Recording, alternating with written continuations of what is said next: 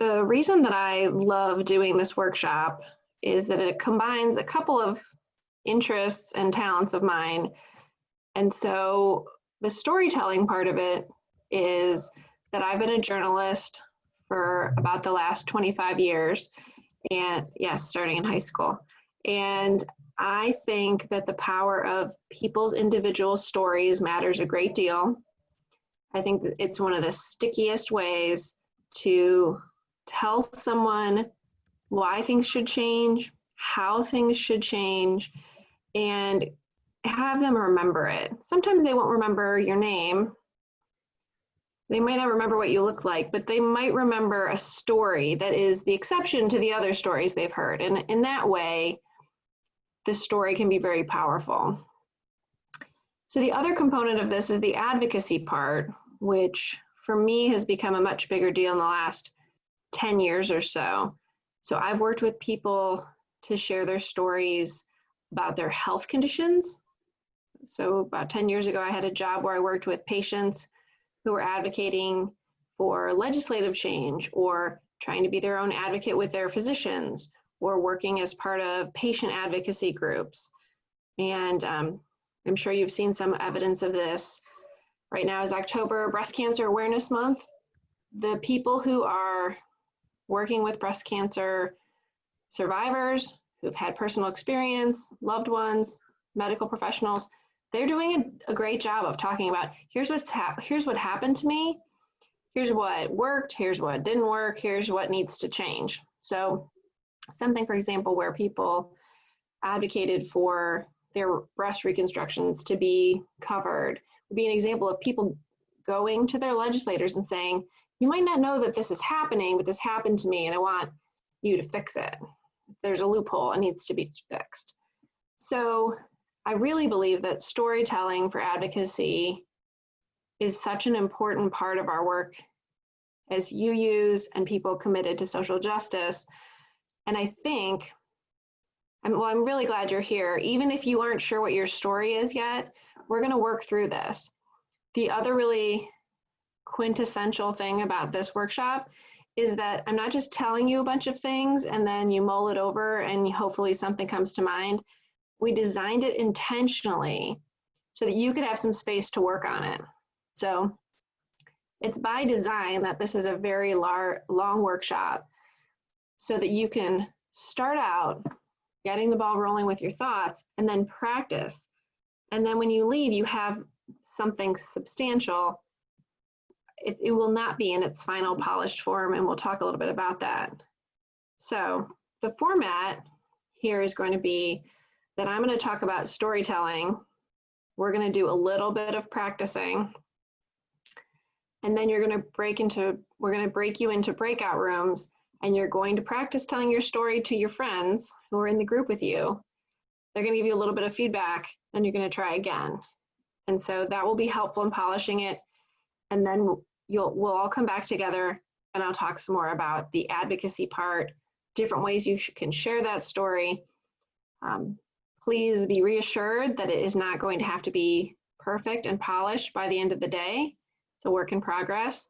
And then once you go out and use it and tell it to somebody, it's still going to be work in progress, but it'll be further along than it is. So let me share my screen with you and we will talk through our agenda. What I would like for questions is that when you think of it, you can put it in the chat. Just be aware that I'm probably not going to respond to questions as they come in. I'll wait until there's a natural break and then I'll go and look and see what questions there are. So that is how we will do that, and I will share the screen. Here we go. So here is storytelling for advocacy. There you go. The boxes are now where they belong. So let's talk a little bit about how this program got to be free. The UU funding program helped us develop this, and we started more than a year ago. So it's really been a great work in progress. Do we need to pause for a chalice lighting, Pablo? Shall we just take a two minutes of silence to reflect that this is a UU event? Yes, let's take 2 minutes of silence to reflect. And if you feel called, if you have the app on your phone, you can pull up your virtual chalice, or perhaps turn on the light on your phone. Oh. It appears my 5-year-old grabbed my phone, so I can't do that. I apologize. All right.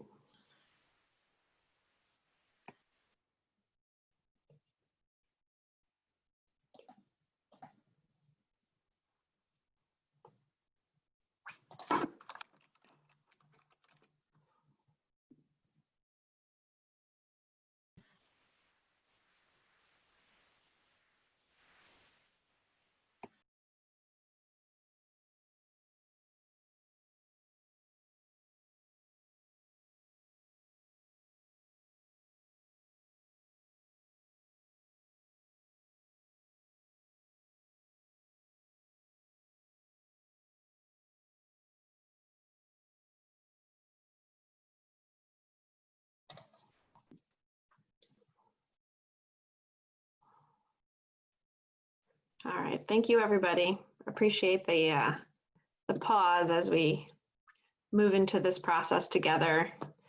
Let's talk a little bit about our covenant, which is we're all a work in progress. This project is a work in progress. So this has to be a safe space where people can support each other. It's possible that in telling your story, you may feel emotional, and that is okay. Nobody needs to try to tell you to stop feeling that way or stop expressing that feeling. Just roll with it. If you need to recenter yourself, take a deep breath, do the, get engaged with your senses. 3 things that you can see, 3 things you can hear, 3 things you can smell, 3 things you can feel, and try to come back for the work at hand. And just realize there's going to be a diversity of stories here, not just in what the topic is that someone has selected, but people who are like you having different experiences with the same thing is to be expected. So it's not a competition. Don't try to top anyone's story, and just own your experience, and don't try to judge other people's experience, particularly if it's different than yours or similar to yours. A couple notes on Zoom. So everyone is on mute by default, and you'll have to unmute to speak. We recommend that you use speaker view rather than gallery view. And if you have a question for me, put it in the chat. Technical issues can go to Paulette. So you would just find Paulette in the list and then send her a private message in the chat. As Pablo mentioned, we are recording, mainly because we want to document this process for the grant, but also so we can see how it evolves over time. This is the second one that we're doing. We've made just a couple of tweaks. And then you'll be put into breakout rooms by the coordinators, and you'll get a notification. And it says something like, you're being asked to be put in breakout room 6, and then you accept that, and you're in breakout room 6 with the other people who've been put in there as well. But we are not recording those breakouts. And if you have a specific need related to digital learning, such as having a hearing impairment, having an issue with typing, or anything related to speaking, please let Paulette know now, and we can try to adapt for that in the breakout rooms that we put you into. And we are having scheduled breaks, but do not feel obligated to wait to go to the bathroom or get a drink of water. If you need to, just turn off your video if you like, but don't leave the meeting, because it will be very hard to put you back in, and that will mess up our breakout rooms. So just, you'll be on mute, you can turn off your video, just leave and come back. That would be perfect. Thank you. So we're already successful with the introduction part of our agenda. So we are going to go to storytelling, and I'm going to talk to you about why tell a story.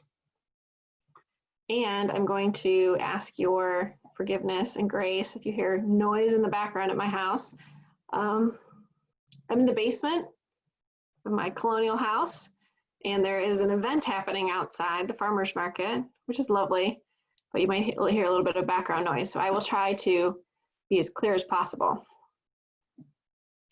So we'll go through storytelling concepts. We'll do a little writing exercise. We'll take a break and you can do some practice. Then we're going to do some small group work where you tell the story and get some feedback.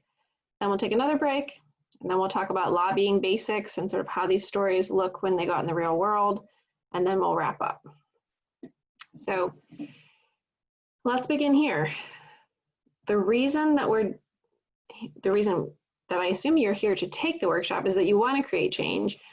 And with the election only a month away, it's been frustrating.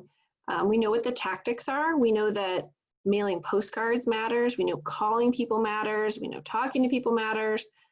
We don't know how much yard signs matter or bumper stickers, but let's assume all of the things we're doing is to try to create change. And one of the things that I found in my career in marketing is that the content matters. And it is great to get a postcard, but something that resonates with you and is packaged in a way that's easy to understand really stays with you longer and is more likely to create some change. So advocacy means lobbying. You can advocate for things in a lot of different ways, but you have to, your goal is to persuade and influence, to illustrate, and to overcome objections. And you can advocate on an issue. So I do think that in congregations across the country, there's been confusion about advocacy and whether or not church groups or people who belong to churches or things happening on church property are allowable. It's endorsing a candidate that's not allowable, but you can advocate on an issue, particularly if there's a spiritual grounding to it. And I do think that UUs are lucky and unique to some degree, and that we find it imperative to act on our values in the world. I think it's really one of the best things about our faith. So you will also be working on building relationships as part of this process, not just with your elected officials, but the people who work with them, the staff, other people working on the same issue. And when you are building a coalition, it's important that you have a story to share that resonates with them and that you ask them to do something. So there's this process of citizen engagement that starts with building public awareness. And there's a bunch of things that you can do, including the UUSJ Right Here, Right Now campaign, where people write letters and they get delivered to Capitol Hill. Involving the media, which is one of my specialties. We'll talk a little bit more about this later.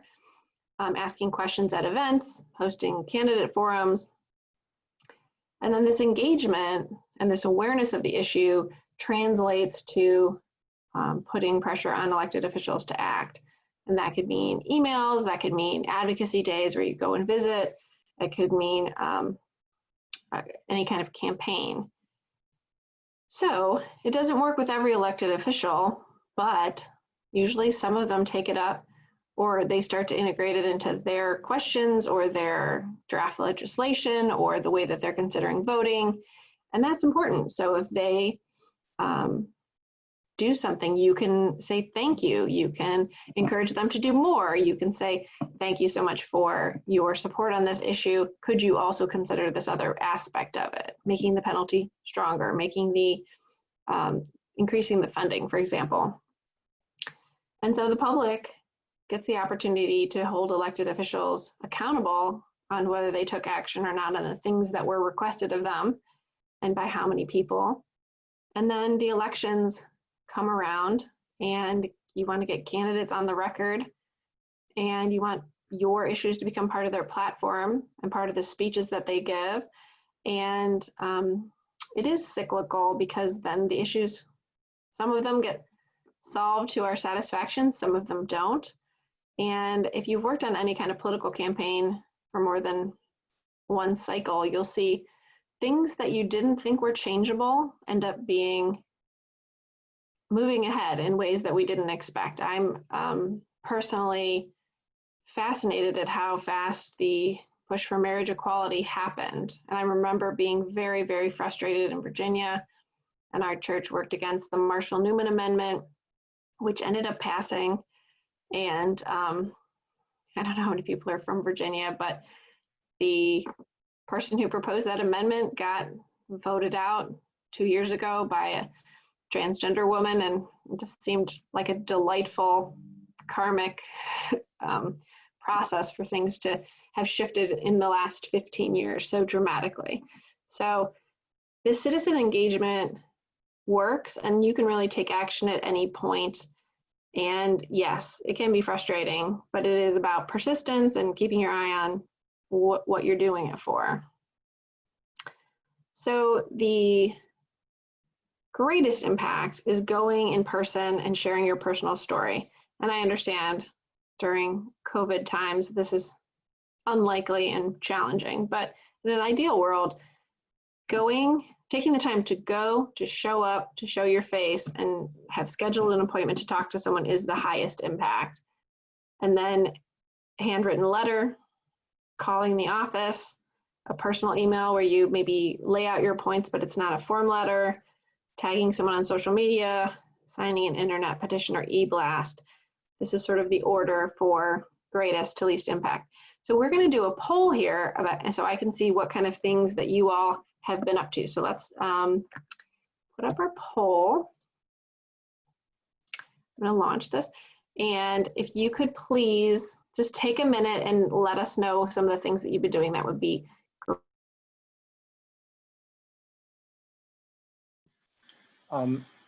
And I'm just gonna, while everyone's taking the poll, I'm gonna ask Natalie to switch roles with Paulette and myself, and allow Paulette to be host and Natalie to be co-host. And the way you do that is by going to participant list and toggling next to Paulette's name and making her the host. And then Paulette will double check to make sure that you're designated co-host.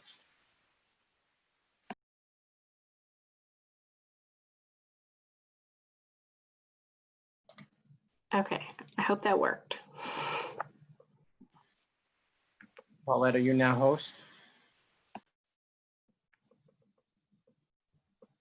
No, right. I'm co-host. Natalie, our concern is that I won't be able to do the breakout rooms. Okay, I will fix that. All righty.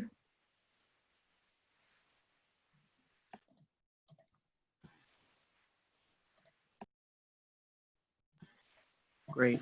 I see that Paulette is now host.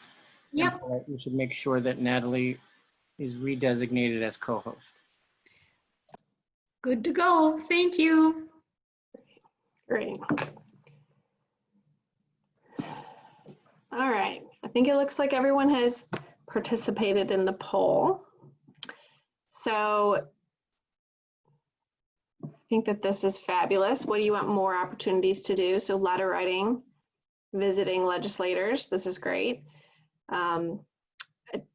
Public speaking, always challenging for folks, but I do think that the key to public speaking is knowing what you want to say.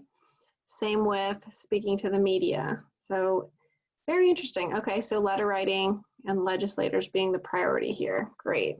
Thank you so much for this. So let's talk a little bit more about what this looks like. So there are a lot of different ways to be engaged. And my recommendation, I just spoke about this recently to my congregation, which is you don't have to be good at all of it and you don't have to do all of it. You need to find the ways that work the best for you. And this is one of the things that I think it's important for life, but it's important for burnout prevention here. So if you do not like talking on the phone or you do not like writing handwritten letters, do something that works well for you that you can feel invigorated by instead of drained by. It's not to say don't push yourself a little bit, but really it's about sustainability. What can you do? Where can you contribute the most with your talents? So we have letters to the editor, town halls, letter writing. I do think that postcards fall under letter writing. They're just short letters. Rallies and protests. I don't know who the people are who come up with the clever protest signs, but I love them. And I always hope to find their work on the internet. That's good, always good stuff. Giving testimony or public comment, social media campaigns, so either creating them or participating in them, making testimonials or persuasive videos, getting other people to help. Sometimes that's the most effective way to find someone to do the thing that you don't want to do, is to get a buddy. Kind of like when I want to eat a piece of pie, I don't like the crust. I need a buddy who eats the crust, I eat the pie.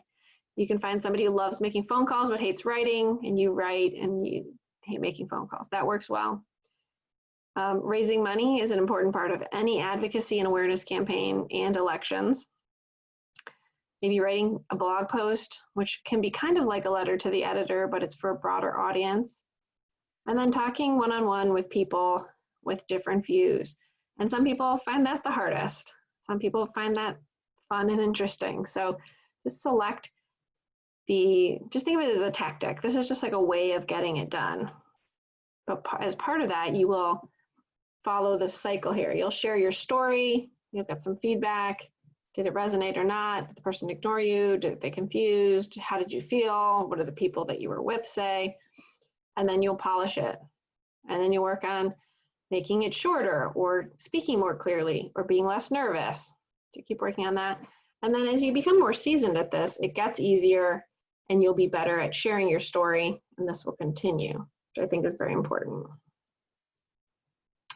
So we're gonna watch an example of effective storytelling for advocacy. This is not a new video, but this video has more than 3 million views, and I feel like it's a great example. And this young gentleman, Zach Walls, gave this speech, and he was recently elected to the Iowa State Senate, which is great. So I'm going to make sure this is set up to share my computer sound. I'm going to share this video.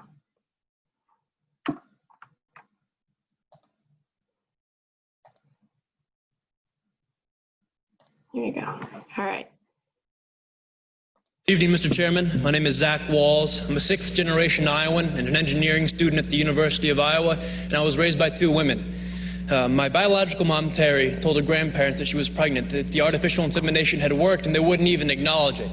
It actually wasn't until I was born and they succumbed to my infantile cuteness that they broke down and told her that they were thrilled to have another grandson. Unfortunately, neither of them lived to see her marry her partner, Jackie, of 15 years when they wed in 2009. My younger sister and only sibling was born in 1994. We actually have the same anonymous donor, so we're full siblings, which is really cool for me. And I guess the point is that our family really isn't so different from any other Iowa family. When I'm home, we go to church together, we eat dinner, we go on vacations. But we have our hard times too. We get in fights. Actually, my mom, Terry, was diagnosed with multiple sclerosis in 2000. It is a devastating disease that put her in a wheelchair, so we've had our struggles. But, we're Iowans. We don't expect anyone to solve our problems for us. We'll fight our own battles. We just hope for equal and fair treatment from our government. Being a student at the University of Iowa, the topic of same-sex marriage comes up quite frequently in classroom discussions. And the question always comes down to, well, can gays even raise kids? And the question, the conversation gets quiet for a moment because most people don't really have an answer. And then I raise my hand and say, actually, I was raised by a gay couple, and I'm doing pretty well. I scored in the 99th percentile on the ACT. I'm actually an Eagle Scout. I own and operate my own small business. If I was your son, Mr. Chairman, I believe I'd make you very proud. I'm not really so different from any of your children. My family really isn't so different from yours. After all, your family doesn't derive its sense of worth from being told by the state, you're married, congratulations. No, the sense of family comes from the commitment we make to each other, to work through the hard times so we can enjoy the good ones. It comes from the love that binds us. That's what makes a family. So what you're voting here isn't to change us. It's not to change our families, it's to change how the law views us, how the law treats us. You are voting for the first time in the history of our state to codify discrimination into our Constitution, a Constitution that, but for the proposed amendment, is the least amended Constitution in the United States of America. You are telling Iowans that some among you are second-class citizens who do not have the right to marry the person you love. So will this vote affect my family? Would it affect yours? Over the next 2 hours, I'm sure we're going to hear plenty of testimony about how damaging having gay parents is on kids. But in my 19 years, not once have I ever been confronted by an individual who realized independently that I was raised by a gay couple. And you know why? Because the sexual orientation of my parents has had zero effect on the content of my character. Thank you very much.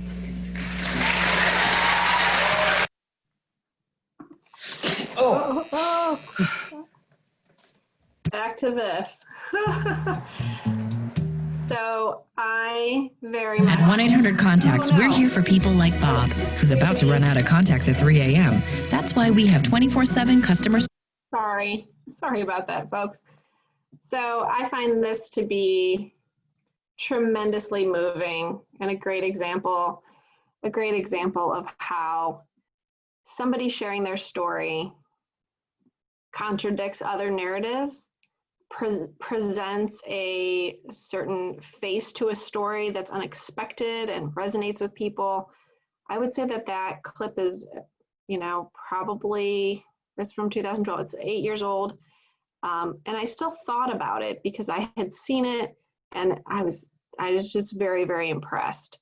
So a couple of things that he does, he knew exactly what he wanted to say. He gave a good amount of backstory.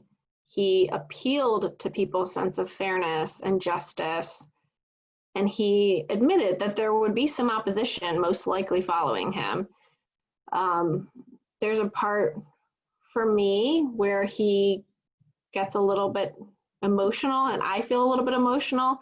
And so by him sharing a story that resonates, even though our life experiences have been very different, I thought was really exceptional and really a good example of what we're trying to do when we share our story. We're trying to affect change. It's not easy. It's not easy to get up and put yourself through public speaking or submit potentially to the judgment of others, but it is important and it has a lasting effect because everybody who heard it and everyone who watched it maybe changed their mind a little bit, or maybe at least has that to refer to so they don't get 30 stories about how destructive gay marriage is to children. They have this exception, and it does indicate there are lots more probably out there. So let's talk about why we're telling a story and not providing a list of bulleted facts for people. So conventional rhetoric tries to say facts are what convince people, but that doesn't seem to be the case. People will argue with your facts, your source of your facts. If you say 62% and they think it's 58%, you end up arguing about this small margin. The most powerful way to convince people is to use emotion. It works and it's lasting. And I'm definitely not saying overblow the situation or exaggerate to try to make people feel emotional. Just craft it so that it is emotional. Sharing life experiences with other people can be very emotional. And there are parts of our brain that this actually interacts with rather than hearing facts about something. There are parts of your brain, they are different parts of your cortex. So listeners will experience the same type of brain activity and resonate with people that they're talking to in person. Sometimes we'll see this with body language, or people kind of adjust their body language to mirror people. If you're telling a story that allows the listener to share their ideas and experience, I think that is helpful in making it stickier. And then the brain releases dopamine when there's an emotionally charged event, which makes it easier to remember it with some accuracy. And then a well-told story can activate lots of different parts of the brain. So there is science behind this, and you'll see it in things like Pixar's storytelling philosophy. They know that storytelling affects the brain, the ups and downs of how you're telling it, the details, your attachment to the character. These things are based in physiology and neurology. So the story that you select is going to make a great deal of difference. So you have to be memorable. I do think this is where people find this challenging, but think about something that you want to share that only you can. And then we'll talk about how to add in the details that really make this stick. And then the lived experience that you have. So who you are matters and your story matters. And sometimes the story that you have and you telling it surprises people. I sometimes talk about my story of when I went after college to work in Ireland and I was an illegal immigrant. And because I'm a middle class cis white lady, people would not expect that. So then it's a little bit of a hook, like, well, what happened and why? What do you mean? And so sometimes it's not just the story, but who's telling it and whether it's expected or not, and then the details that are involved in that. So it's important that you tell your personal story and that you're not trying to speak for other people. And just know that the oral history and the sharing of a story is just really part of a very long history of how humans have communicated for forever, really forever. And a story that you tell someone is going to last longer than a friend of a friend's story or something that someone read one time somewhere else. They can say, I met this woman and she told me this story about this time that this thing happened to her. It's almost like a primary source. By meeting you and hearing your story, that person becomes able to talk about it with more authority. A few caveats here. So you should, when you're thinking about what kind of story you want to tell, ask if you were the best person to share this particular story. Potentially, you could have been at an event, or you could have been somewhere where you were watching and it didn't happen to you, or it could have been something that happened to your second cousin. Maybe you're not the best person to tell the story. You want a story that you can tell with authority in detail and with a message. Is this a story where there's a clear beginning, middle, and end? This is sometimes very challenging, especially for the people I worked with in healthcare. Sometimes there isn't well, we had a happy ending because I survived my cancer. Well, sometimes there's ongoing issues. Sometimes it's a chronic condition. Sometimes there's ups and downs. You can still tell a story about something that's not completely resolved, but it is helpful if you can have a little piece of it where there is a beginning, middle, and end, just for storytelling purposes. And then you have to say, am I a sympathetic character in the story? So I don't know any of you all that well, but if you were robbing a bank and you got injured, this is not the best story to tell where you're the sympathetic character. Just think through how you're telling it. And sometimes the best angle to take on something like that is just to say, like, to admit your human fallibility if necessary, or to say, this is a thing that I really learned from this. That's not how I feel about it now. And then to know whether the story is ongoing, is a little bit of a saga. There've been a lot of ups and downs, and here's where we are right now. Here's where we're hoping to go. These are all components of considering what story to tell. So I think a lot of people struggle with this, is that it's not a competition. You are the best person to tell your story, and your story being told to anybody can be a sort of sacred trust in which you're sharing a part of yourself, something that happened, and there's some vulnerability inherent in that, but it is so effective as a way to create change from person to person, particularly if you're talking to somebody who has the power to make some kind of change in the way that policies and laws are made. But you want to talk from the heart. You want to have a moral, ethical perspective. And first principle, you're a person with inherent worth and dignity, and there's a purpose to it. So you are putting yourself out there.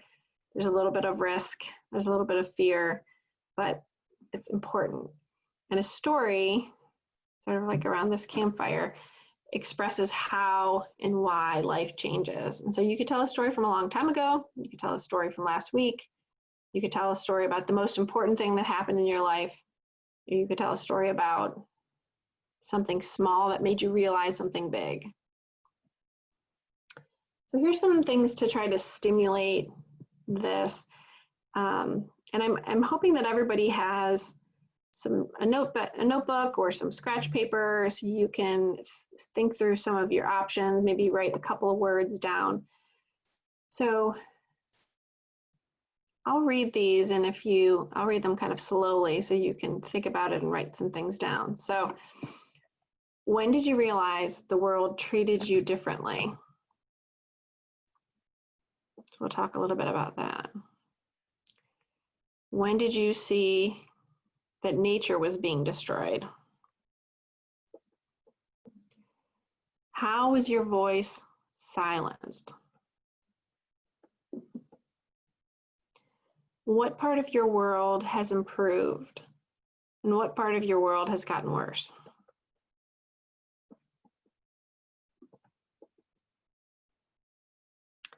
How have your opportunities been limited?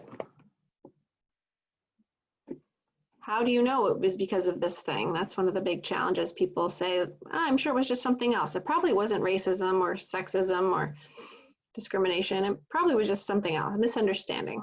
How did you know?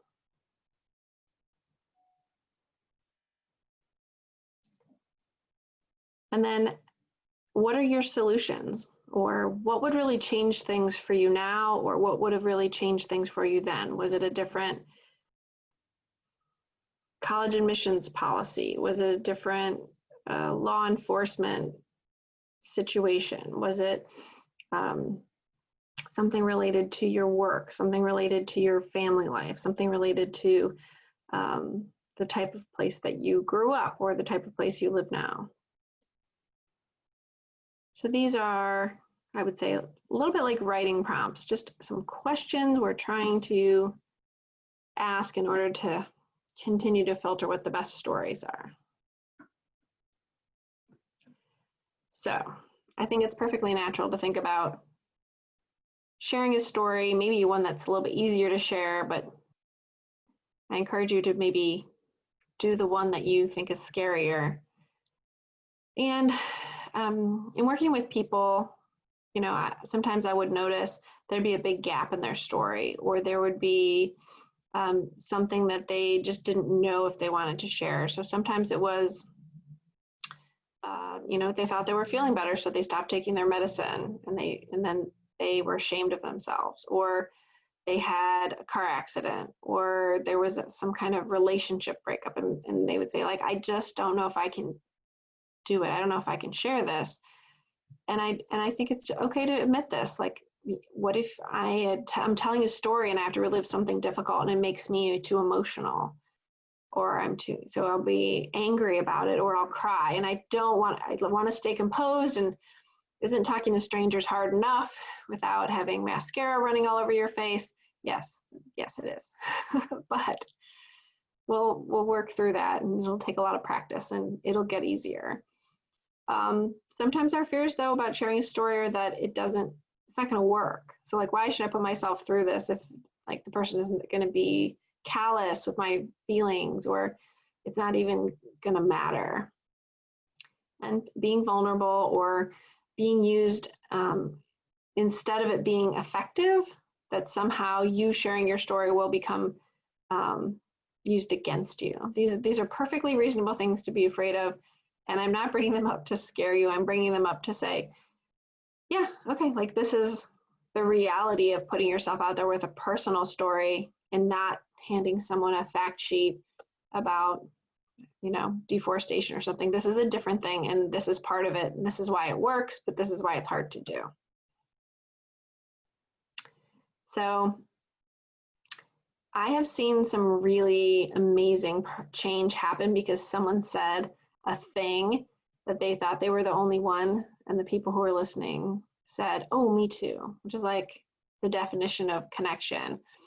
And so if you're scared, put something in your story. Say, I'm afraid to tell you this because I was young and I didn't always make the best decisions.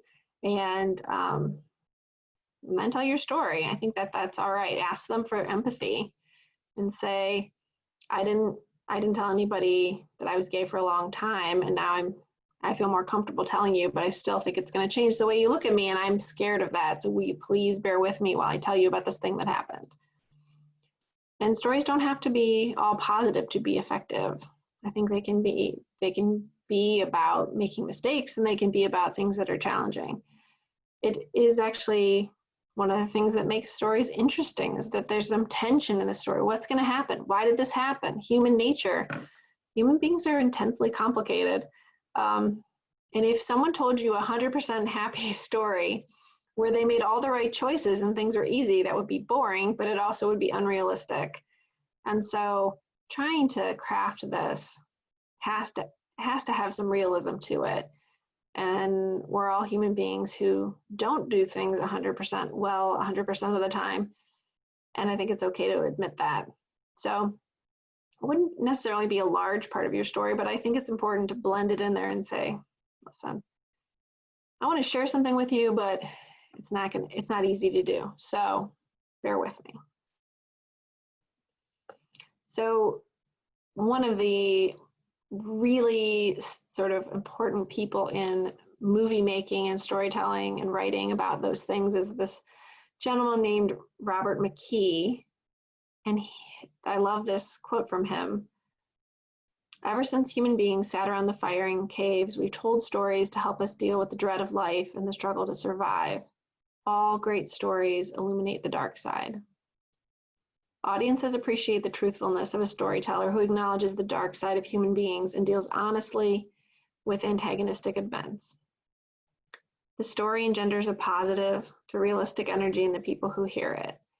So again, encouraging you to think about authenticity in your story and to put in the good, the bad, the ugly, the interesting. And we will, of course, end with something to be done about it. I think that's another really important part of this process, as opposed to telling someone a story around a campfire. We're telling it in an office building, at a state legislature possibly. And so the end of it won't just be that someone hears your story, you will also be asking for them to do something based on what you've told them. So if you have any hesitation, a couple of other ways to think about it are this, like maybe me telling the story, it's going to shift things in a different direction, or I really want to help other people like me. So one of the best groups of people I ever worked with was the epilepsy advocates. And so there are lots of people with chronic illnesses in the United States, but the people who have epilepsy are very common. There's 1 in 100 people have epilepsy, and these folks went out and talked about it because they felt like there was still such a stigma related to it. And they wanted to go talk about it because there had been times where they thought they'd never get it under control, or they had had a seizure in public and scared everybody half to death, or they were embarrassed, or they didn't want their jobs to know that they had epilepsy, even though they hadn't had a seizure in years. They were worried they'd get fired.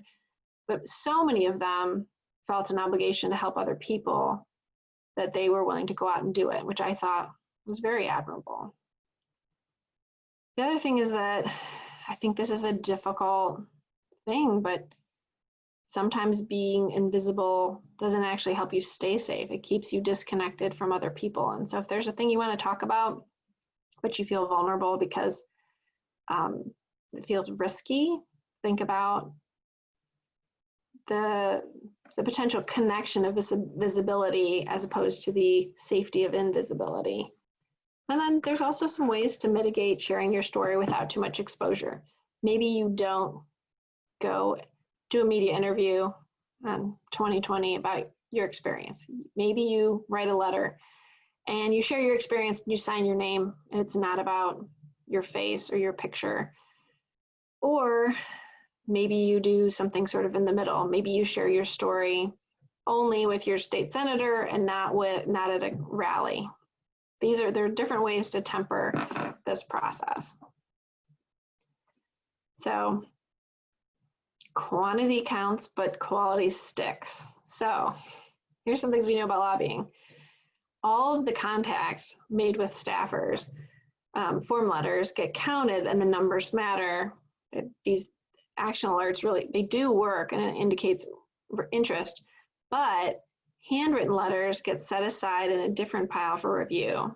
So if you are writing a letter and it has passion and you talk about your faith and your values and personal stories, they get set aside to be reviewed. And I think of that as a really good visual for this process. So emails will get counted, but handwritten things get set aside. And this is kind of what we're trying to bring to life here. So our goals here to tell a story where we're connecting with our shared humanity, maybe telling some hard truths. Things aren't fair, they could be. Let's try to fix that. Lead our listeners to a new perspective and ask for a specific change. So let's talk a little bit about how to tell the story. The purpose of good storytelling is to be tiny and epic at the same time. The emphasis is mine, and I understand how challenging this is. So brevity, very, very challenging sometimes when you're trying to tell a well-rounded and complete story. But it is really important, particularly for lobbying, that once you get your story, that you can tell it in a short amount of time. You can tell it in a longer amount of time, but the short story that really works is maybe the hardest to get. So I'm going to review some of the writing principles for this, and then as we break out, you can keep them in mind. But you're looking for what's unique about your story, the highs and the lows, the moments of clarity, and if there's something that someone said that's really stuck with you, you should include that. And then what kind of things do you talk about personally when you get deep with people? Like what do they need to know about you? Those are some of the sort of more obvious stories, I think. So an effective story needs to be simple without too many extra details. But some details are important, and this is the thing we'll walk through. And you want it to be heartfelt and true. But this is the thing I've found many times in writing. You do not want to exaggerate, but if it's complicated, you might have to simplify. So you're omitting some of the details because you're trying to make the story effective. And sometimes you'll have to let go of, like, I don't want to be misleading, but should I explain the backstory? Like, I was there, I was at the store and it's not usually open at that time of night. Should I say that it was a holiday? No. For storytelling purposes, you may need to simplify to some degree to make sure you're getting your point across. And this has come up a couple of times. You can use data to get your point, but really the personal story is much more about you and what happened to you. So you could say, you know, 1 in 8 parents is a single parent of a preschooler, and I'm one of them. Here's what that's like for me. You can use a little bit of statistics to illustrate your point, but really we're trying to avoid that unless absolutely necessary. And then you will need to know your audience. Who are you talking to? What do they know about your subject? And what would be reasonable to expect?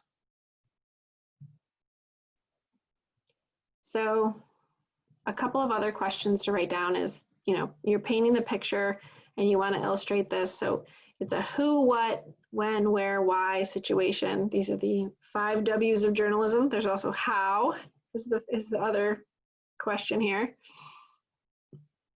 So you may want to write down details if you're trying to tell a story.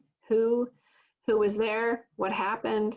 When was it? Is it important to say what day it was? Only the decade? Is it important at all to say where something happened? Maybe that's part of the context. Maybe not. And then why? Why did this happen? What was your perception? What do you think now?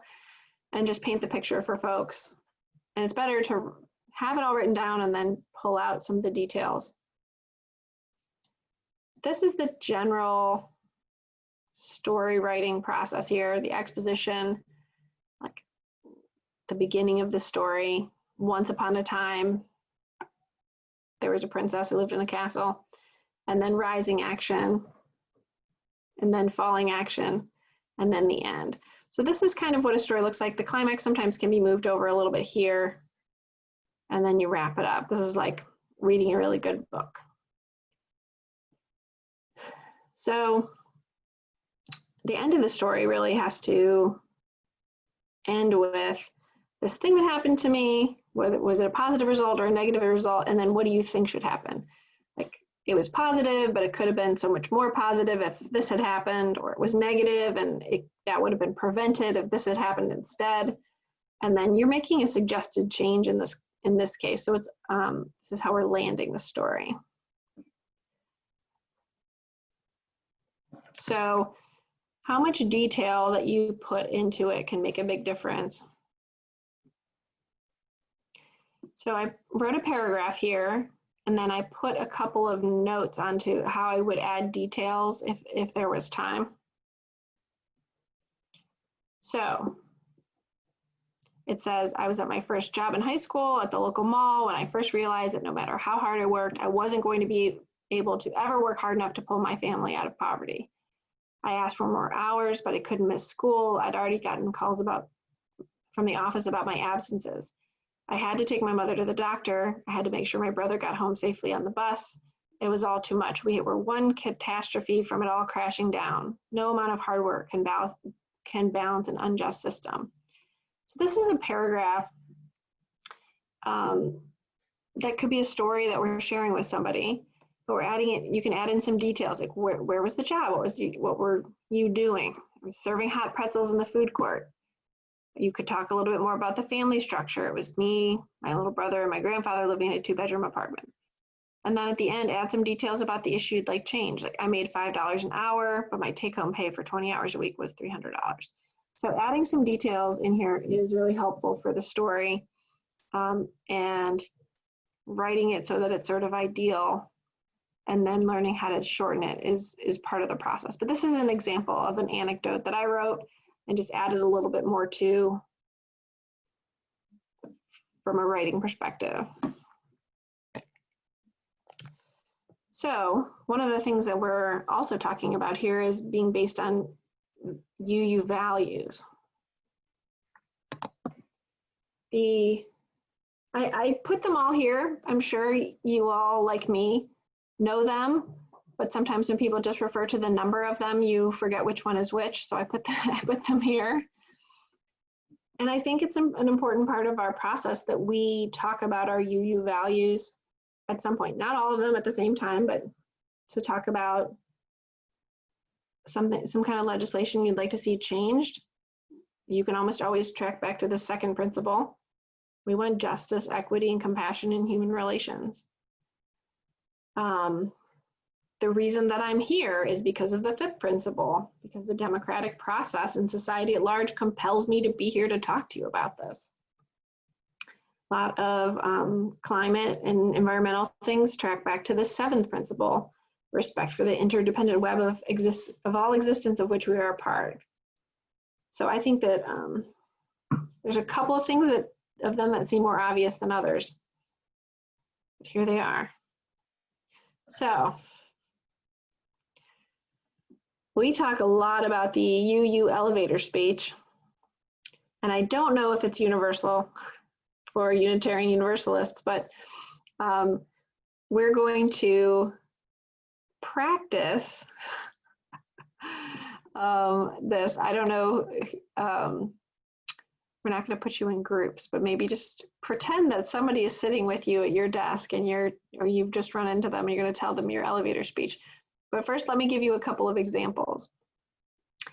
So your UU elevator speech is definitely going to change based on who you're talking to. And so some examples for me is that if I'm stuck and I don't know much about the person I'm talking to, I might go with the UU children's version, and I'll say, UUs are the church of the open heart, open helping hands, and the open mind, which is simple enough for me to remember the 3 parts of it. Sometimes I'll talk about the history of Unitarian Universalists, like There once were the Unitarians who believed in one God, and the Universalists who believed everyone had equal access to him. And then they merged in the 70s, and now they're Unitarian Universalists. Occasionally, I will talk about my own congregation, and I mean this with love and compliments. I'll say, like, imagine like a group of people who really like reading books and with a blend of paganism and hippieism, and we just get together and talk about all of our interesting ideas. Like, but it's a church, and it's much more focused on community than creed. So it really depends on who you're talking to, but this is a good practice, I think, for when you have a limited amount of time to talk to somebody. How do you say something very succinct? So I'm going to give you 2 minutes. Pretend that you've just met someone in an elevator and you want to explain what a Unitarian Universalist is, and then you'll get one redo. So try to tell them in 30 seconds, and then pause for a couple of seconds to get yourself back together, and then try again and see if you can do it shorter. So I will, I can't put any time on the clock, but I'm going to ask you to do that for 2 minutes, starting right now. And you can turn off your camera if you feel self-conscious.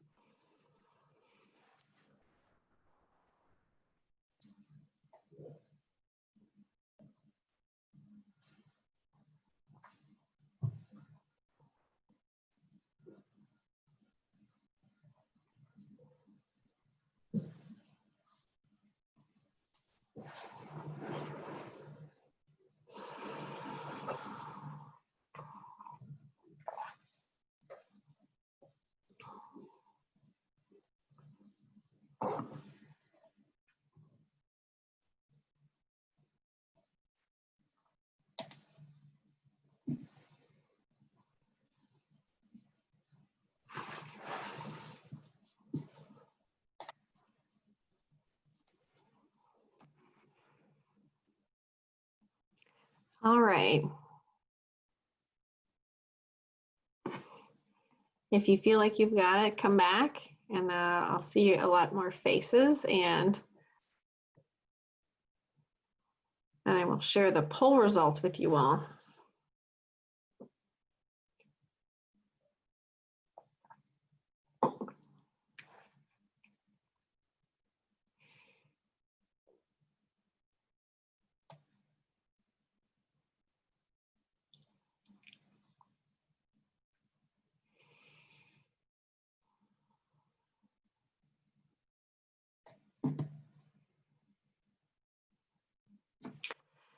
All right, so I'll just take a little pause here to answer some of the chat questions.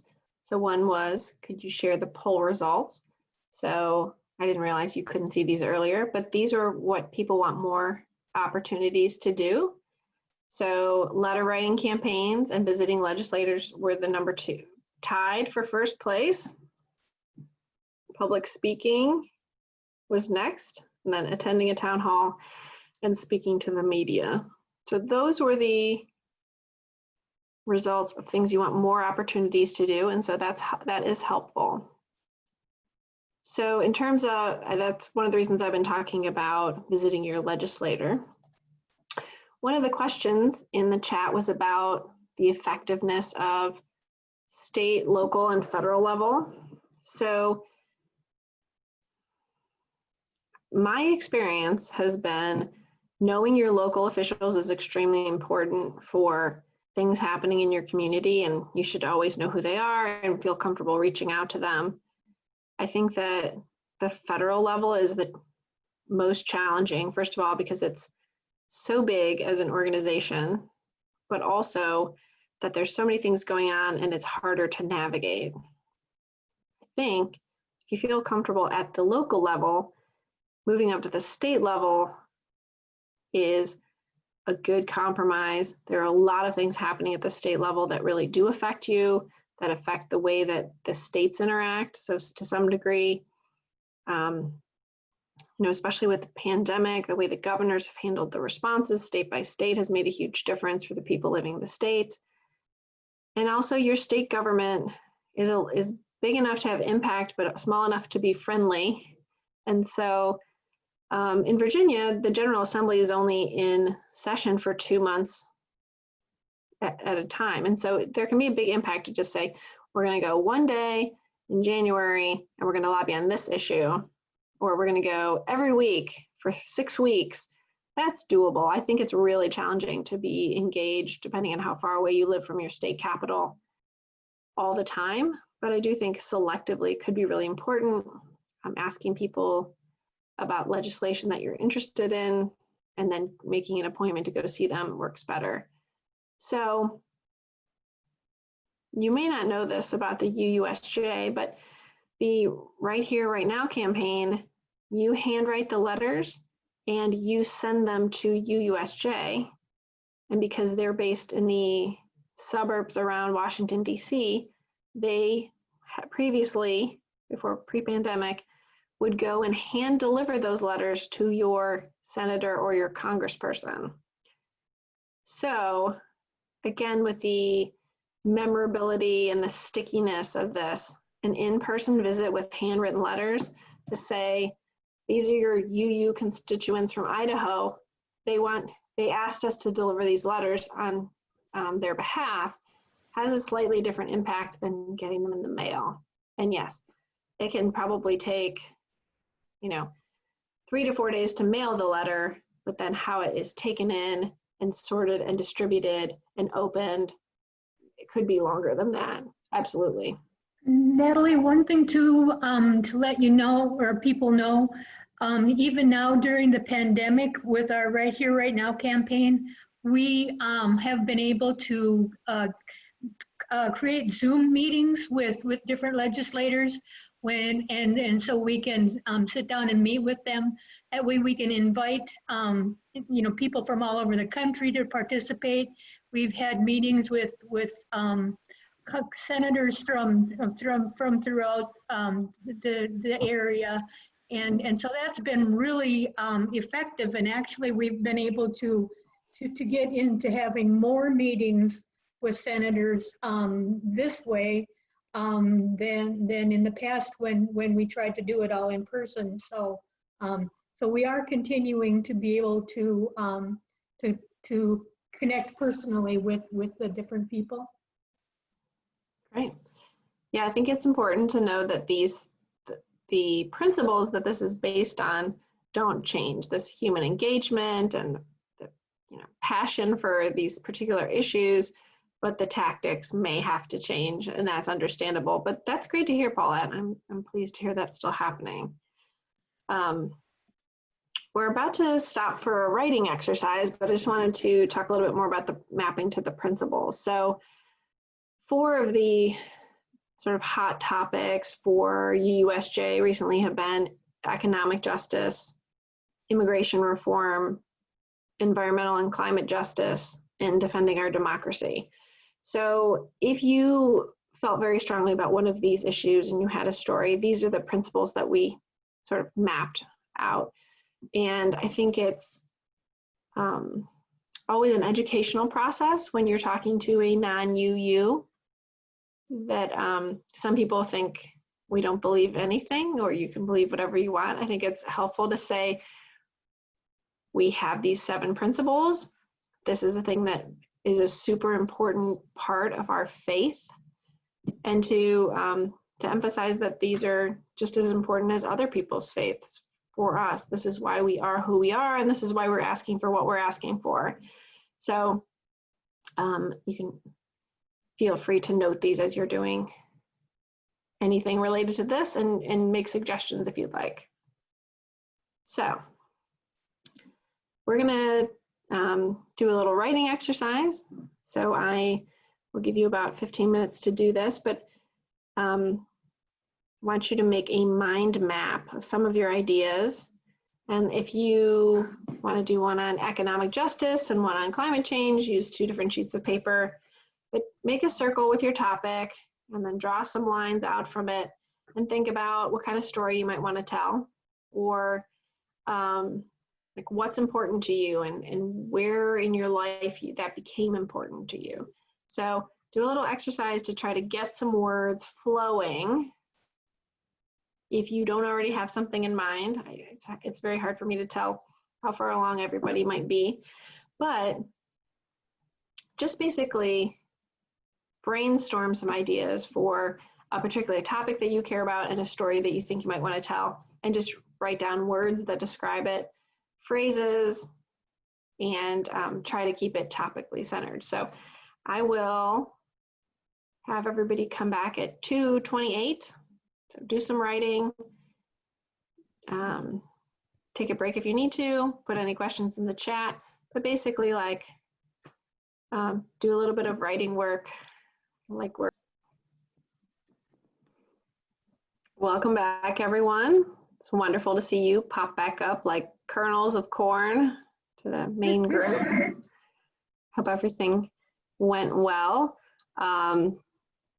If you would like to tell us how it went, feel free to unmute yourself. I'll try to call on people if there's more than one person who would like to speak, but how did it go? Thumbs up, thumbs down, middle thumb. Wonderful. One of the notes in the chat was about writing letters when your handwriting is bad. I just wanted to say that I relate to that. Also, my children have terrible handwriting, and when I get on their case, they get back on my case. I think it can be helped with some practice, or typing and then signing your name, or writing the person's name and writing your name and typing the rest of it. The personalization, though, I think is the most important part for that.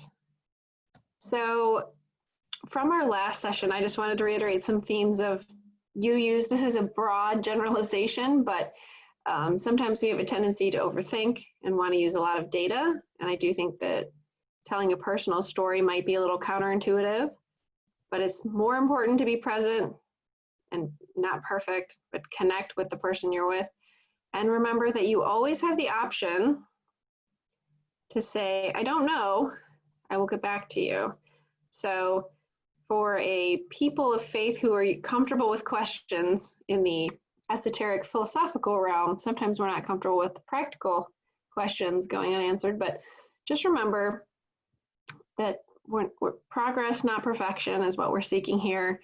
And while I love the ability to have this time to practice, it is an ongoing process, and that is the way it is, and that is the way it shall be. So let's talk a little bit more about some story tips, and then actual lobbying. So just speaking of data, I think you need to think of it as just like a smidge. You can add a little bit of data to make your point, but don't overdo it.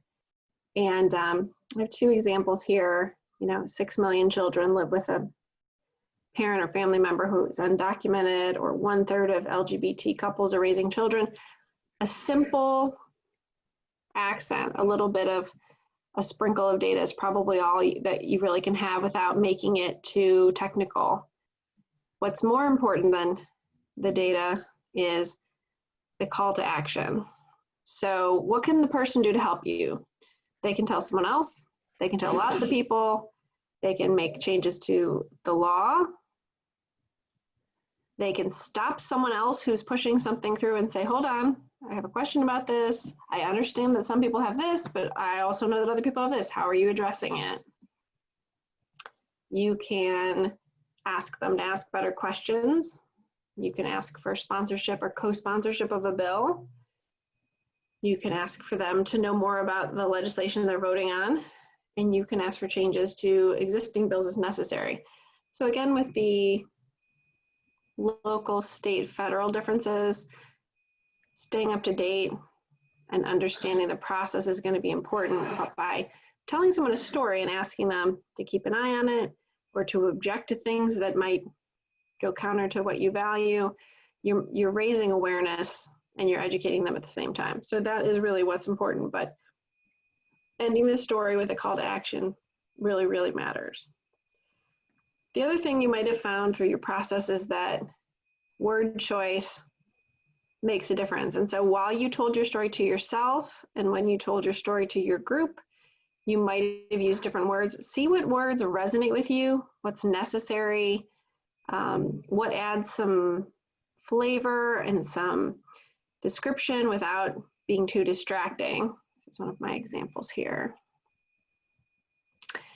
And then ultimately, I think a 2-minute story is what you're shooting for, that you know that it's unique, it maps to the principles, and you have a call to action here. It is also okay if you say, I don't know what to do about this. I just know that this needs to change. There may be a circumstance like that in which it is it's not clear. And sometimes you can say to the person, listen, I'm not an expert in state legislation, but what I do know is we need more work in this area, or we need to make things fairer, or we need to make things more open or more free. What do you think the options are for that? So that is possible.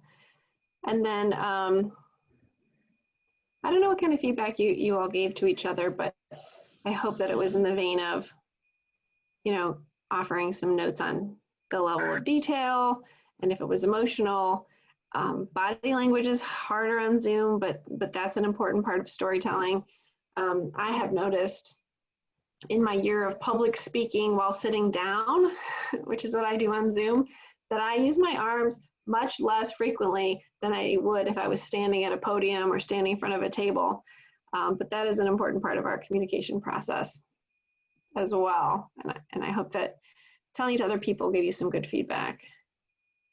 So one of the things you're going to want to do is to practice some more. And I have observed that when people are nervous, they avoid practicing because they are scared, or they don't want to do it because they know how uncomfortable that they'll be.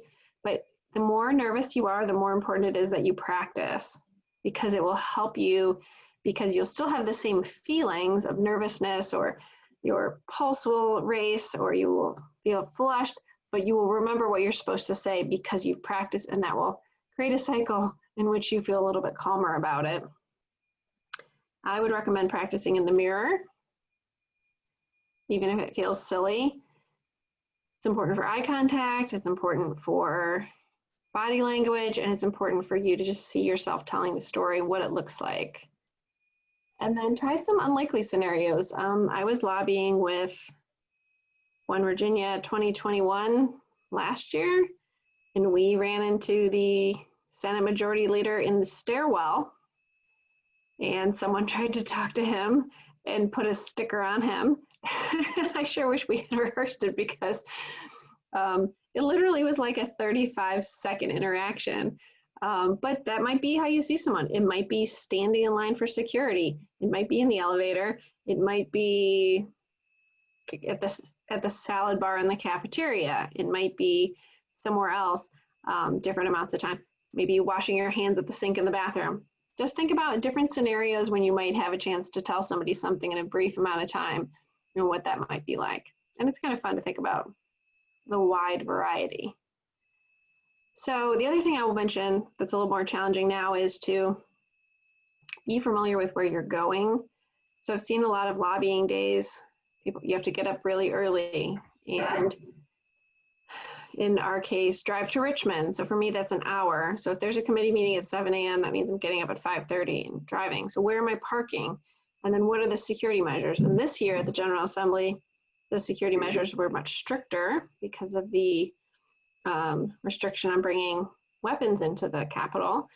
And at certain points, there were hour-long waits outside. So what's the procedure? Where are the bathrooms? Going to the bathroom before you go to see your legislator is important. And then how do you get around? Where are you meeting people? Where are the conference rooms? Where are the committee rooms? Getting comfortable with this, I think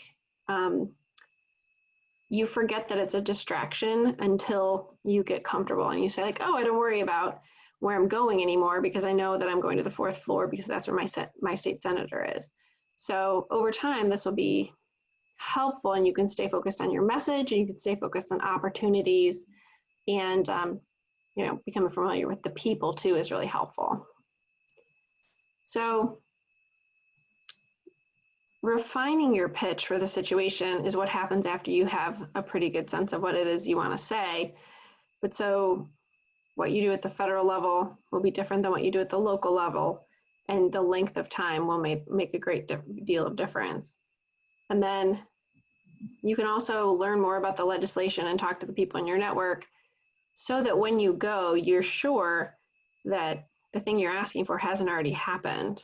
So if you say, I really think there needs to be a bill about expanding Medicaid coverage for everybody, but that's just happened, you're going to need a backup topic, or you're going to need to be able to talk about something else. So it's important to stay in the loop on that for sure.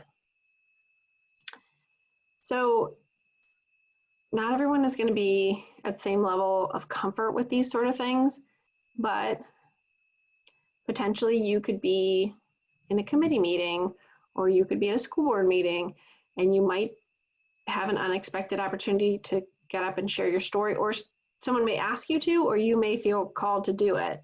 So it's important that you've got it, feel pretty confident about, these are my 3 points, or this is my beginning, my middle, and my end. And any kind of questions that come up. So the more you practice, the more comfortable you'll be.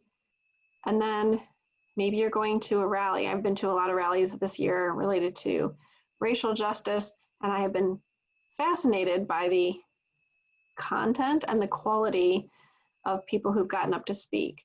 And it does make a difference. Nobody likes to be the person who's perceived as going over their time.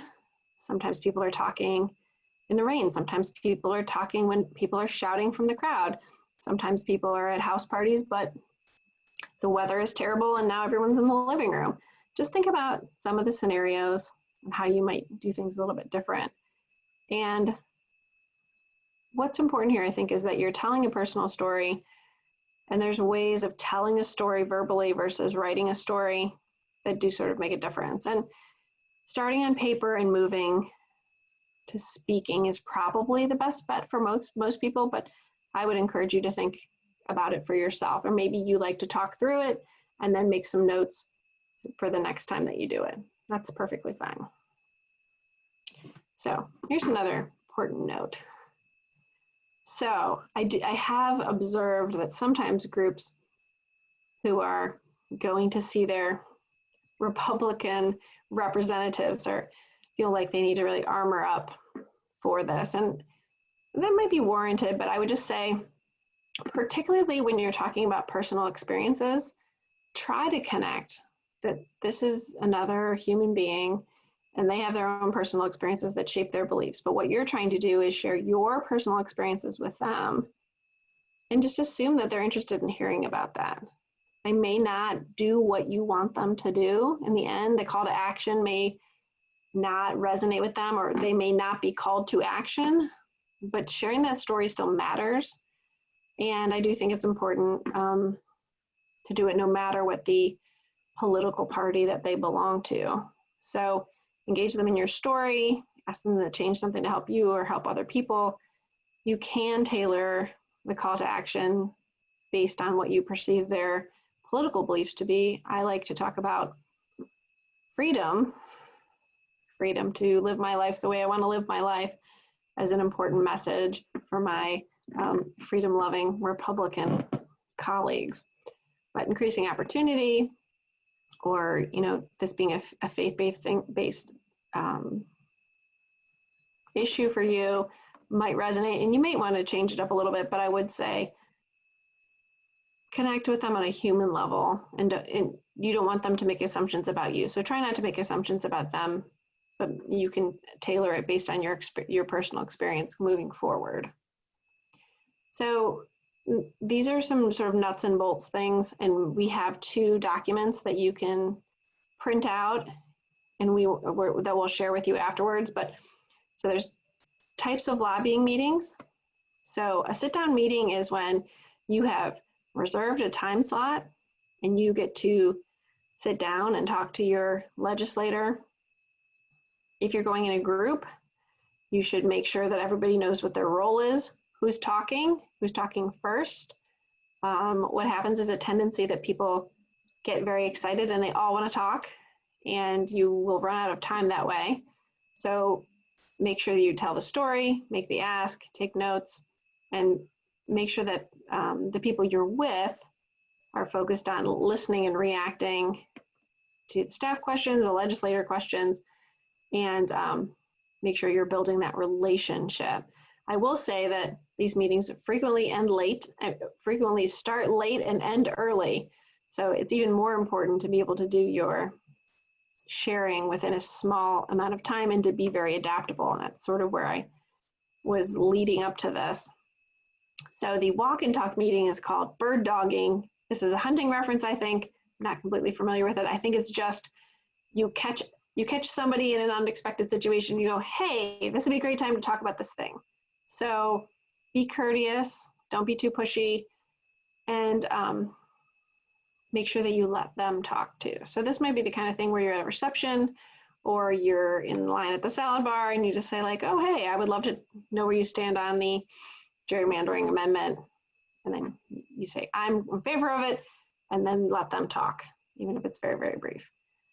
And then a reception or some kind of social event, you can mention this in conversation, but I would agree that the best ask is usually, I would love to come talk to you some more about this issue, and then get some of their information or get their staff information, or just say, I would love to talk to you about this. And when they agree, when you call their office, say, Senator Kiggins told me to call and make an appointment. But any constituent can call and make an appointment. But when you're in the meeting, especially with a group of people, know what your role is and know what you're there to do, and try to be as efficient about it as possible. So this is why being prepared is absolutely critical. If you get a sit-down meeting, so it's funny because we had anatomy of a 15-minute meeting, and we had to keep trimming it down. 15 minutes would be amazing. It would be amazing to get that, but it is really challenging even to get that amount. So begin with appreciation, introduce everybody while you're there, talk about what the issue is, and then get to the body. Like, these are the things we think are important. This person has had this experience. This person has this experience. Let them ask questions, let them follow up. And then the closing is, here's what we'd like you to do. Can we be back in touch? We'll be looking forward to talking to you more. We'll be looking forward to watching you take action on this, and just play the long game on that relationship building. So both of these we will share with you. And then here's some common obstacles that come up. So whataboutism. So people who this is why the personal story works better than a list of facts, is that people can't question your personal experience. You can say, this is my experience. Well, what if that's not most people's experience? That's okay. It doesn't have to be most people's experiences. It's my experience. And I just shared that with you for this purpose. It's possible that they think it's unbelievable, but I don't know if someone would say that, but they could be dubious, where they could say, well, you should have just done different things. You should have just graduated from high school. You should have put that baby up for adoption, whatever. This is a hard part about this, but I think the practicing and the buildup of like, why are you telling this story? You can say, listen, I'm not perfect, but I'm sharing this personal experience because I think that this thing needs to change. So it's not easy, but it definitely is effective and it's admirable. I want to take a minute though to do a poll for you guys. So we actually did poll 2 first and poll 1 second, but I'm just curious if everybody would take this poll to tell us how you have participated in the past. Have you done any of these items?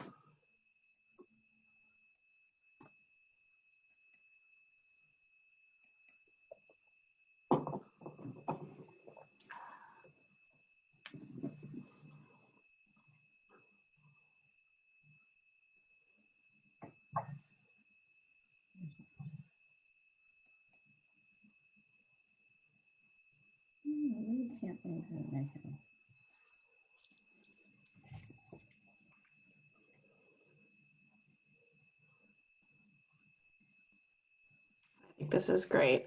I'm glad everybody is at least emailing their elected officials or writing them a letter. I think it's great. It has become easier. It's easier to find their information. Great. All right, I will share the results here. So 93% of people have sent an email to an elected official, and a lot of people have mailed a letter, spoken to them, or visited their office. And then less people have written a letter or publicly spoken. So I do think the things that draw attention to you individually can be a little bit harder, but again, I do see this as a continuum of things that you just get better at. And we want to give you some more opportunities to do that. And so Pablo is going to talk about the Right Here, Right Now campaign. I do think this is innovative, and I'm quite pleased that it is structured this way and seems very effective. So Pablo, why don't you talk a little bit more about this from the UUSJ perspective?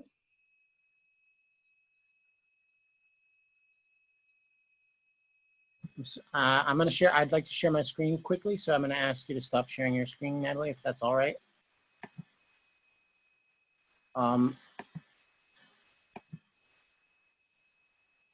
So I like to start this conversation with a quote from Judge William Hastie. He was the former dean of Howard University Law School and a civilian aide to the Secretary of War. I'll underscore here, he was essentially a mentor to Justice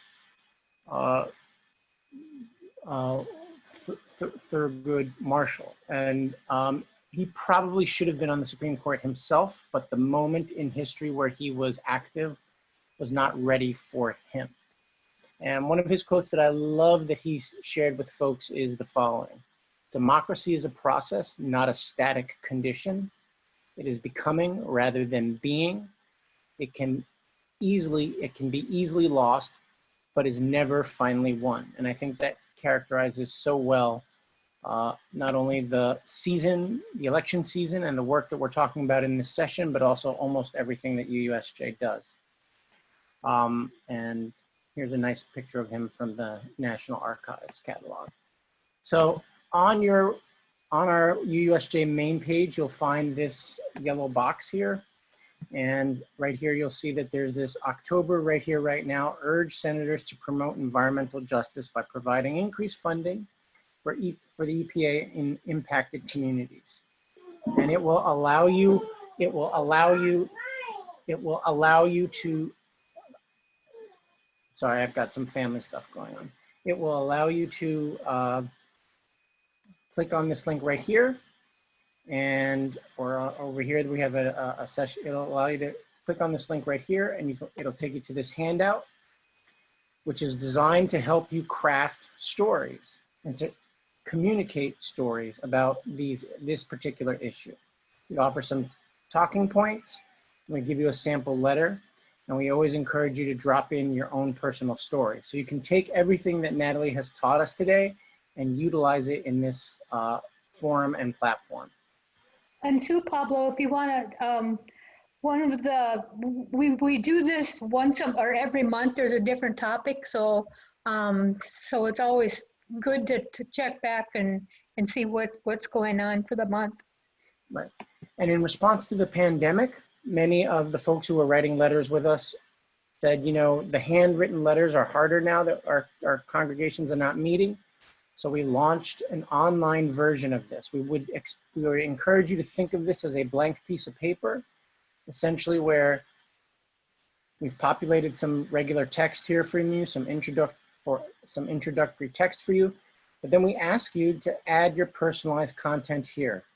And this is where your story, again, can come into play. And then you can press send, and it will send to your representative in the House if we're targeting the House, or in this case, we're targeting the Senate, so it'll go to your 2 senators. Doesn't always show you that it's doing that, but it is in fact doing that. If you decide to handwrite a letter on a piece of paper, you can share that with us using this upload form. That's again linked here on the handout. Right here it says submission form upload. It'll take you to this page, and you can tell us who you are. You can indicate if you're doing it for yourself as an individual, or maybe you've pulled together a packet for your congregation. You can tell us that. And then Paulette and I, mostly Paulette, will take the letters that we receive and package them, and then we send them off to the senators. And we are the representatives and the staffers that we're in contact with. So we are doing virtual meetings. If you're interested in joining us for that, please let Paulette or myself know. There's also Anna Hooker, who is our advocacy program assistant. We would be interested to know that as we're starting to set our meetings. And I do want to, I do want to draw your attention to an event that we're going to have that's related conceptually to some of the work this month, which is on Monday night, October the 12th. We're going to have a guest speaker from Mighty Earth. Glenn Hurwitz is the CEO of Mighty Earth, and he's going to be talking to us about Indigenous communities and the fight for climate justice amid the pandemic. So we're excited about these opportunities, and this is a great way to get more information. Part of doing good advocacy is educating yourself, and this is an opportunity to learn more about this particular issue. Again, most of this is available on our website in the main page, right here. Follow the links, decide how you want to engage, and remember to build your story as you're doing it. Thanks.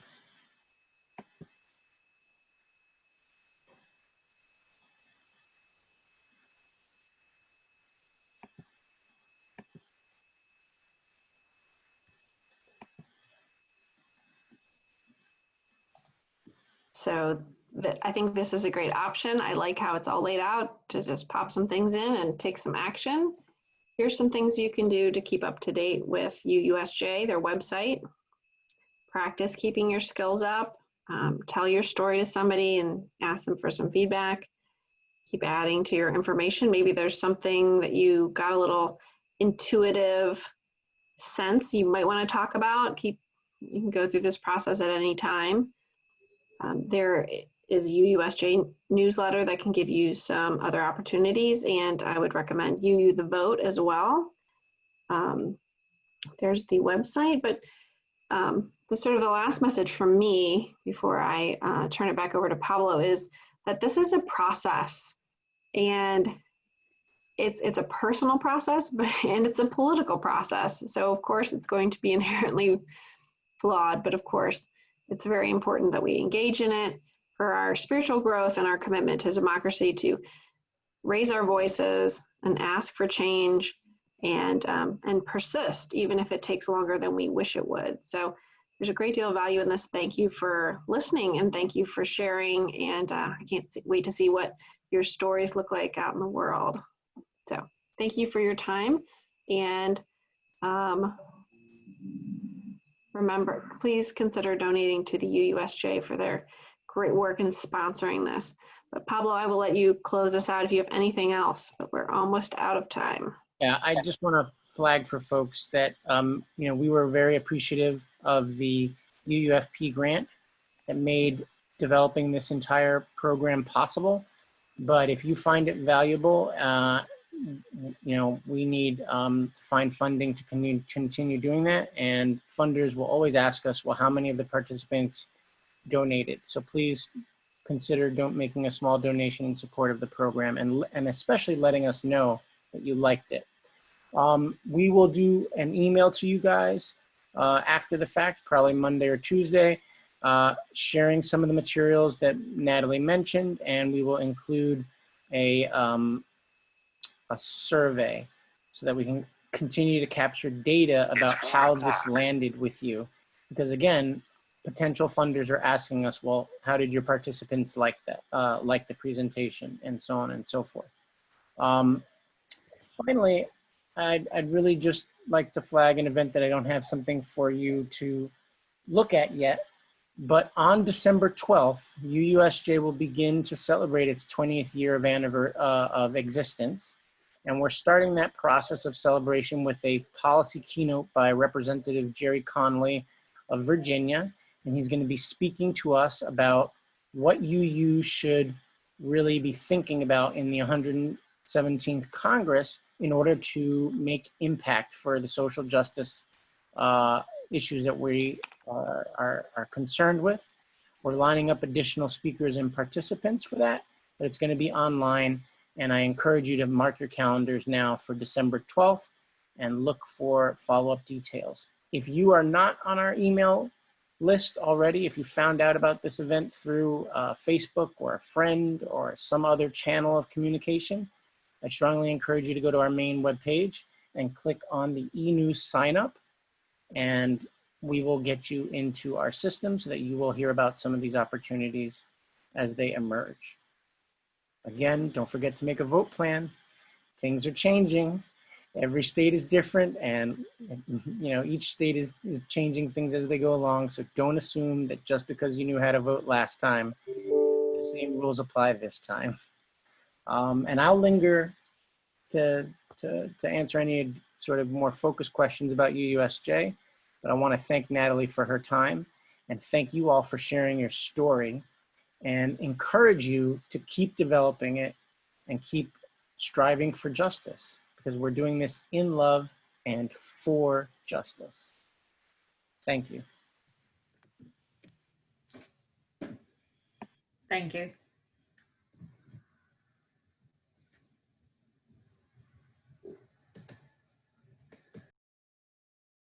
Okay, I see a question here from Alex. How is UUSJ dealing with the fact that letters can take 6 weeks to get to Congress because of the anthrax scare of 2001 and now the COVID scares? The answer to that question is straightforward. We're asking you to give us PDF copies of your letters or send them to Paulette. I'll share my screen again so I can sort of nail this down for you. But our platform asks you to upload them. That becomes a PDF. If you send us an image, Paulette makes it into a PDF. The offices tend to like PDFs over images, but basically that becomes a PDF, and we deliver it to the to the staffers that we're in connection with. So there's multiple channels and multiple efforts going on in support of delivering your messages.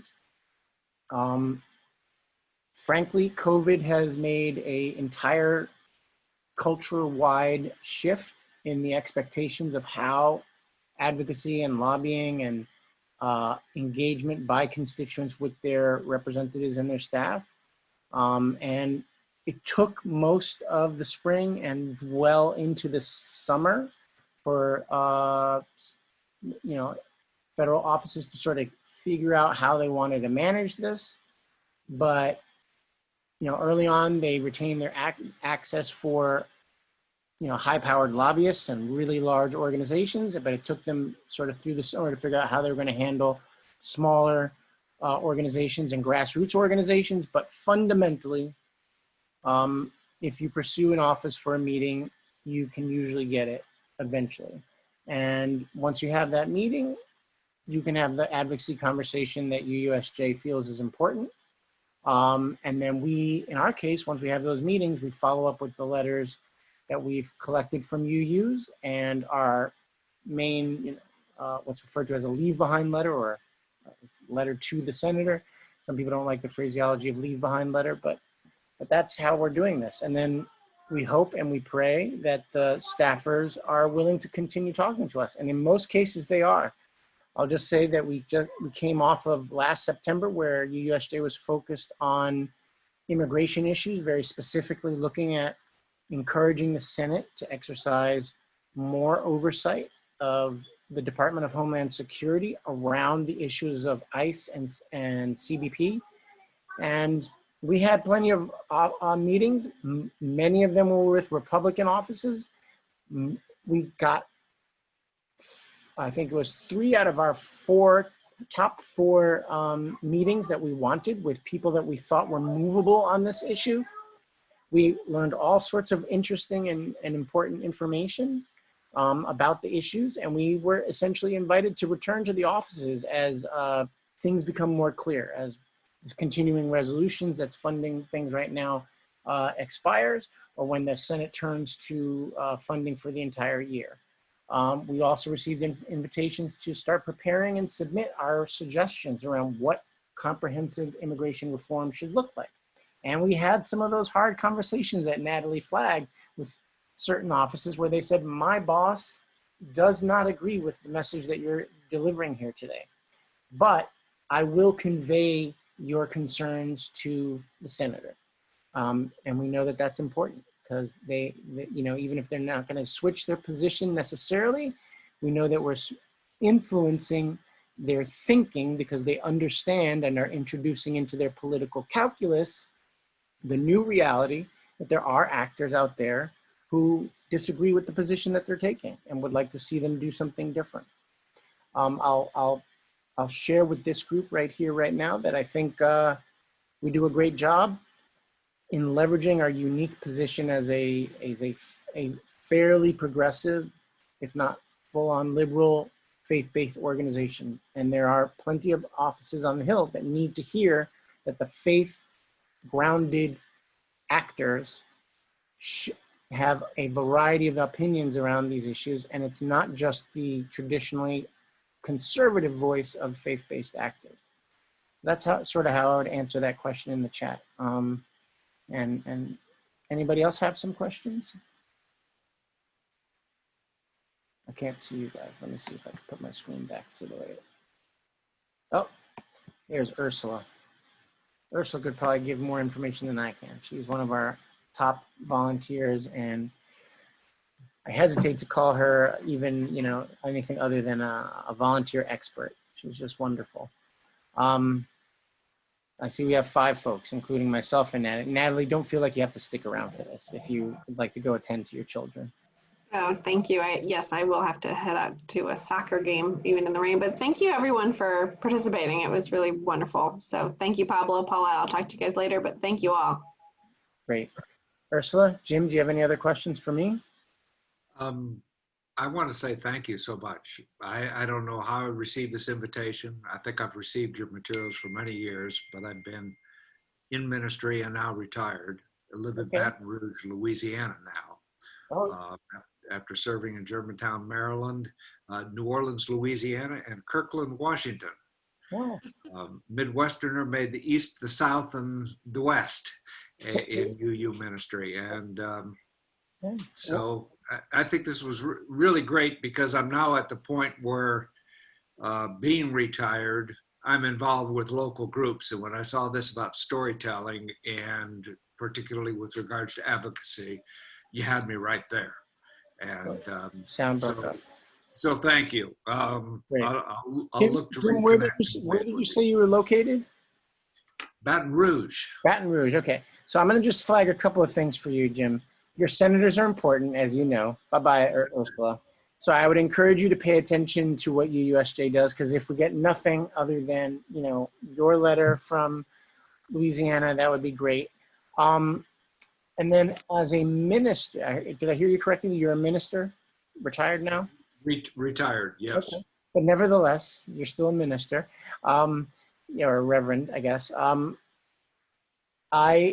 wonder, do you want me to ring you when we get meetings with folks from your state? Because they often want to hear from a collar on the ground. But I'm not going to bother you with those kinds of opportunities if you're not, if you're not really interested in them. Yes. Right now I'm working with 5 organizations to get out the vote. I'm writing letters, I'm making calls to other states, and 3 organizations in Louisiana to get out the vote. But this is all part of the process, and my 2 main areas that I've been involved with have been environmental and anti-racism. Okay, good. Well, So, so I'll put you on the list, especially if anything comes up with Louisiana, on my short list of, ministers and reverends that I could perhaps call if we land one of those meetings. and maybe we'll have a phone conversation someday. Sounds good. Take care. 5 or 10 minutes, 15, whatever feels comfortable. Awesome. So take care, Jim. Have a good one. Bye-bye. Yep. Thank you so much. Bye-bye. Thank you. Okay. Paulette, can I hang on to you for a minute or two? Yep, that's why I was, yep. Yeah. Good. It's just the 2 of us. I'm going to stop recording.